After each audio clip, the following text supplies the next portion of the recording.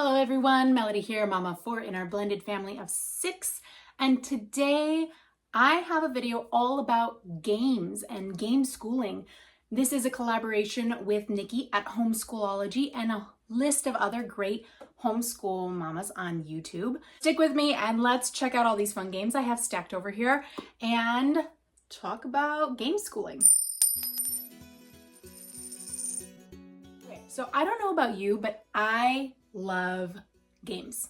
I love playing games. I always have since I was a little kid. I've been that one person who's like, do you want to play a game? Do you want to play a game? Do you want to play a game? Constantly used to drive people crazy. When it comes to homeschool and the incorporation of games into homeschool and the idea of game schooling, I get really excited. However, if you are new to this channel and this is your first time meeting me, a little bit about me. I am type A, perfectionist personality, recovering perfectionist, working on that, trying to get past that. Very structured, and games don't really fall into that. So I have not incorporated games as much as I would like to into our homeschool, and every year I'm trying to increase how much we do that. We start this school year, in a couple weeks, and I'm really excited to have games incorporated more into our homeschool week on a regular basis. So please take a second to hit that like button, subscribe to our channel, drop a comment in the box below and let me know, how do you incorporate games into your homeschool, or how would you like to incorporate games into your homeschool?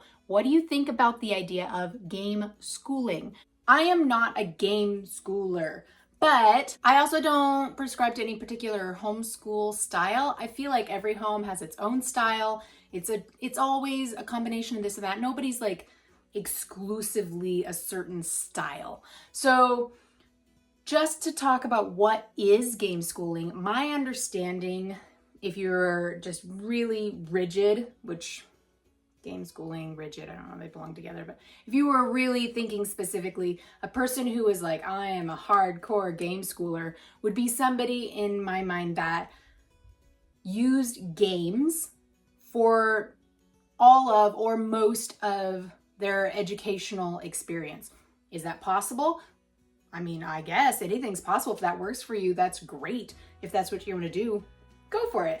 For us, we use it just more as a supplement, just to encourage a love of learning. Some of the games that we have, maybe we're not studying that subject in that moment. That's okay. We can still play the game and have fun, and we still pick up on that little information. I mean, our kids aren't learning in little boxes. That's why we don't have them in public school in the first place. They don't have to learn exclusively a certain something. They can learn a little bit of this, a little bit of that, and that is okay. That's what makes homeschool awesome and fun and amazing. Before I show you the games, I keep looking over here. It's because I have this giant stack of games that I've hauled all the way upstairs. I've been getting a lot of questions about reading and phonics and that kind of stuff. And since we're talking about games, I would like to point out my favorite all-time book from when I started homeschooling, when my kids were still like preschool age, kindergarten, was a book called Mommy Teach Me. I don't remember who the author is. I like the book so much. I've actually bought it twice, but every time I get it, I end up giving it away to somebody that has younger children because I really want them to have it. And so I've stopped buying myself new copies since my kids are teenagers now. It seems I probably don't need the preschool or elementary years stuff on my shelf, and I don't like keeping stuff I'm not using. But it is chock full of games and activities that you can have in your home without shopping for actual formal games. It's about things that you can make from the things you have in your cupboard at your house that you can use to create all kinds of really fun learning games that your kids can take from. They also have Mommy Teach Me to Read, which is more specifically towards reading. And it's all about teaching children to read through games and gameplay and all things that you can create in your home. So if you're looking at this stack of games I'm about to show you and you're like, well, that's great, but it's not in my budget, don't stress about it. You should be able to find these books, Mommy Teach Me or Mommy Teach Me to Read, at the library. If you don't even want to purchase your own copy, get one for free. Take a look at it and come up with your own games at home. You don't need a big budget for this. For many years, I homeschooled on a shoestring budget. I'm fortunate at this point I can incorporate more spending into my homeschool which is kind of it's a good thing and a bad thing, because then I end up buying a bunch of stuff that I don't use. Anyway, I have divided these games into 3 stacks. I have a stack for science, a stack for math, and a stack for kind of everything else. It's mostly history, geography, but it also has a little bit of language, that kind of stuff. So let's, without further ado, take a look at these games so you can see what we're looking at. Oh boy.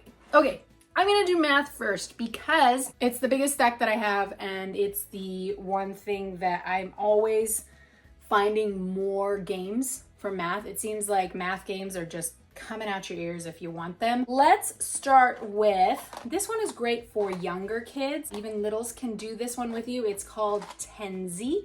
It's a dice game, and the instructions in here give you a whole list of different games you can play with these dice. My kids loved it when they were little, like little, 4 years old, and they still love it now when they're 10, 12, 15 years old.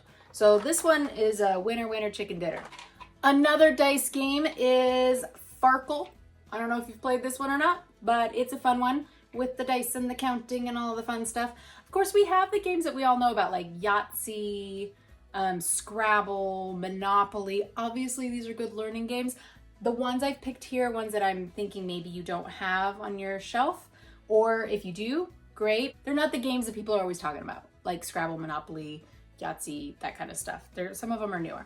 Next dice math game I have is called, it's from Think Fun, and it's literally just called Math Dice. It's got instructions in here. It's super simple. I love this one because this is it. That's all there is. There's 3 dice, regular, and then there's 2 of these, which it looks like my children left out, and so the dog got a hold of. Welcome to my world. That's it. That's all you need for this game. And they're a little instructions. So it's quick and easy. It's a good one I like to throw in my purse if I think we're gonna have downtime. The next one I have, Tanagrams. If you've been homeschooling or involved in education any time, I'm sure you've seen, heard of, and possibly used Tanagrams. These are a lot of fun. The kids like them. I can just set these out. I don't even have to have like, oh, this is our game day, or we don't have to dedicate time to it. I just set it out on like our art table and the kids go to town. So this is a win for math. Another one that my kids liked when they were very young, and they still use now, is called Pattern Play. It comes with all these little blocks. They're these really cool wooden blocks, and they have pattern cards that you can follow, or you can create your own pattern. But this one has been a fun one that they have liked for many years. I actually find it a little bit like, I don't know, meditative or something. I know it says ages 3+, but do you ever really grow up when you really are like a game person? I don't think so. All right, this one is one of our newer games. It's called Blockus. You gotta line up all the little pieces here and you play with 2 to 4 players. I like this one. This one's addictive. This one is a classic. It's usually on paper. I'm sure we've all heard of Sudoku. You can usually find pretty cheap and easy Sudoku puzzles anywhere you go, but we love it. And then last in my math stack is Equate. This is like Scrabble, but with math. And you can purchase additional pieces for it to make it more or less difficult. This could be used with kindergartners or high schoolers, depending on what level of math your kid is at. So I really like this one. It's not my kid's favorite math game, and now that I'm thinking about it in this moment, I'm realizing I'm missing their favorite math game. How can I show you math games and not show you their favorite? Okay, I'll be right back. Okay, I found it, and when I went to look for it, I found another one that I forgot in my stack. I have more games everywhere. Not their favorite, but another one worth looking at. It's called Cash Flow for Kids. It's supposed to teach your children about finances, economics, that kind of stuff. All right, final game. Their favorite math game is Prime Climb. I don't know if you've seen this one or not. It's super simple, basic math, and they have a lot of fun with it. I didn't think it would be one they like, but usually if I tell them we're playing a game, this is the one they go grab. So, hey, why not? There are so many math related games online. But I'm not going to talk about online games today. I'm just talking about hands-on, what can we get our hands into and actually play in person, in our home, not what can we get online. My next stack of games is science. Is science our science? My next stack, the stack would be is, but the games is plural, so it would be are, and I don't know. I'm not gonna stress about it. I've got 2 games here. The first one is called Gravity Maze. You build up the little cubes and they have different shapes and which way the marbles go. And you have cards you have to follow to try and show you where you start the marble versus where the marble finishes. And you have to try and get the marble from one spot to another using the different pieces that they have. This one is actually harder than it looks, but it is a lot of fun. Next game, one of my favorite games. It's because I'm a super nerd, but it's called Periodic. It's all about the periodic table.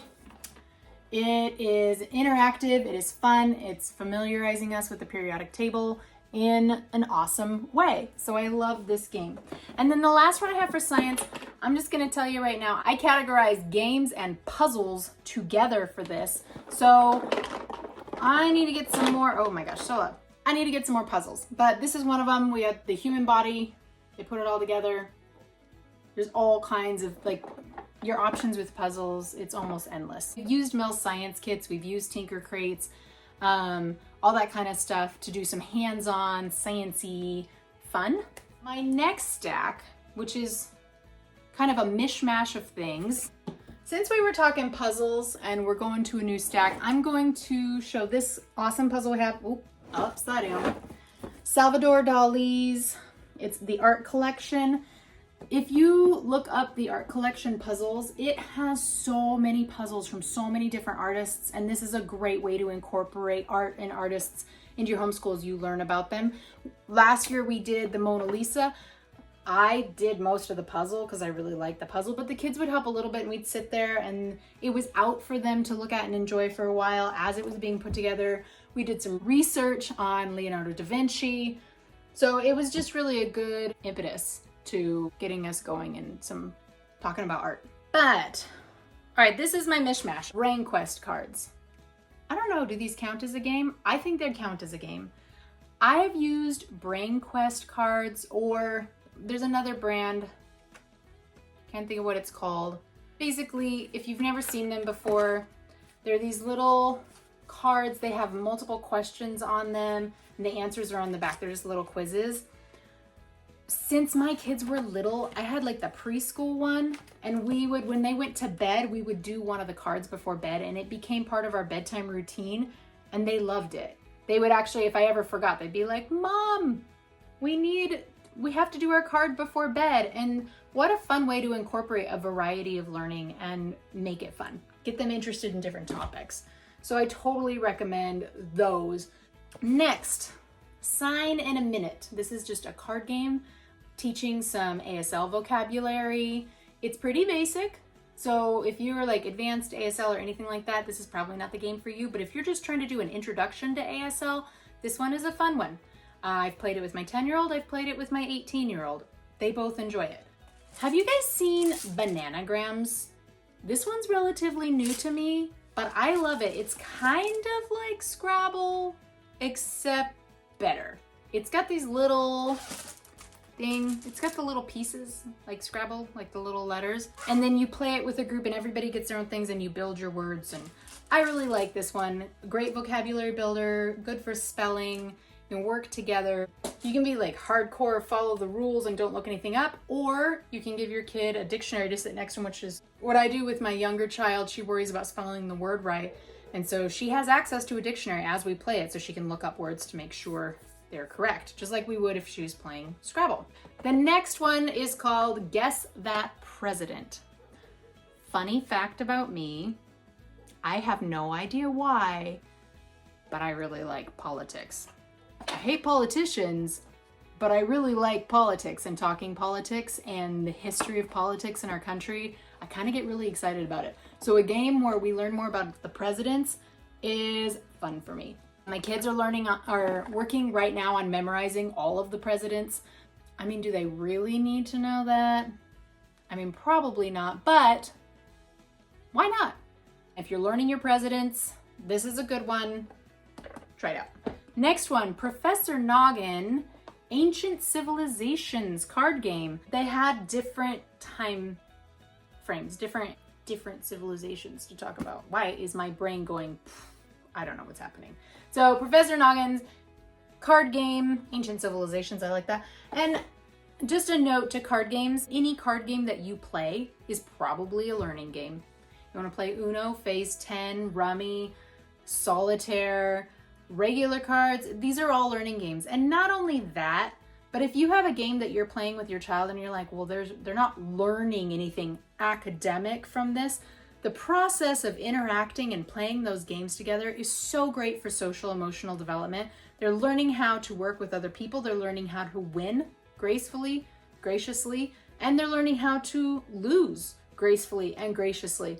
These can be hard things. I know many adults that struggle with how to win and lose.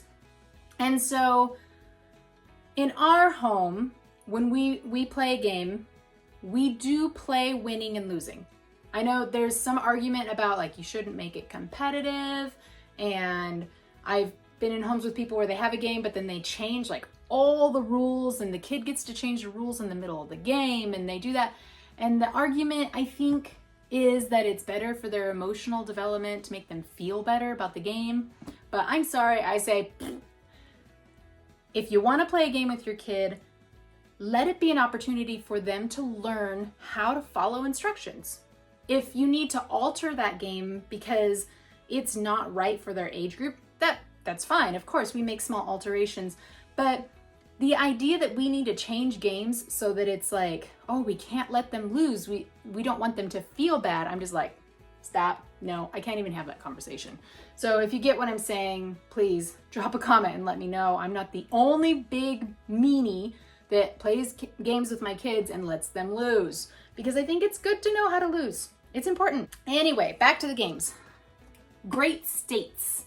This one's definitely for younger kids. I mean, older kids could play it for sure, and maybe it'll help them learn their states and capitals if that's what they're memorizing. We did states and capitals a couple years ago and memorized all of them, so this was a great reinforcement of that work. To expand past the United States, we have Continent Race. I really like this one, and it actually has something you can look up online that will tell you the pronunciation of the countries and the capitals, because some of them are really hard. It's got the different continents and it has all the flags of all the different countries, the name of the country, the capital, all of that fun stuff. I really like this game. I've been trying to do geography with the kids, which if you know anything about geography, you know it's about a lot more than names of places and locations. Geography is a very broad subject. This one is the ultimate geography card game. It's the world game. And on the cards, I'm looking on the back here, it gives you, again, the country, the capital, the flag, but it also gives you like, how big is it? What's the area of the country? What's the population, the highest point? How many countries does it neighbor?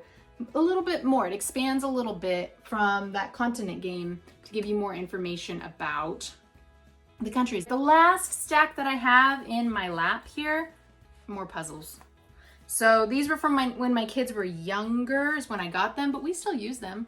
We've got all the different continents and puzzles. These are great things just to have around, because even my older kids, if they're bored, which I am all about letting them be bored, because I think sometimes that's when we do our most creative learning, is when we're trying to seek something to do, but I don't want them to be bored to the point they're doing things they shouldn't. So I try and always make sure there are things out. And these things that they might otherwise say are too boring for them, all of a sudden are of interest. So we've got all the different continents. Well, not all of them. As you can see, I'm missing two.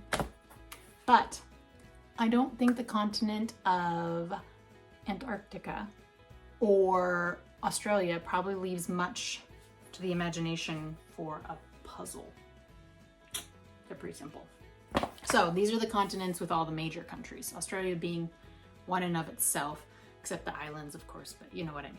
I hope you know what I mean. All right. I hauled all these games up from my basement to share with you. And now, joy of joys, I get to take them back down to my basement. I hope that you enjoyed taking a look at these games. I enjoyed sharing them with you. I'm really excited to see the other videos in this collaboration before I go and purchase our games for this year. I'm hoping they have some exciting stuff for me to choose from. If there's a game here that you liked in particular, let me know. Or if you have games that you play in your home that I didn't have here, drop a comment in the comment box. I would love to hear from you guys. Otherwise, we're getting ready to start a school year. My oldest is leaving for college today. So I'm gonna get out of here and I will catch you next time.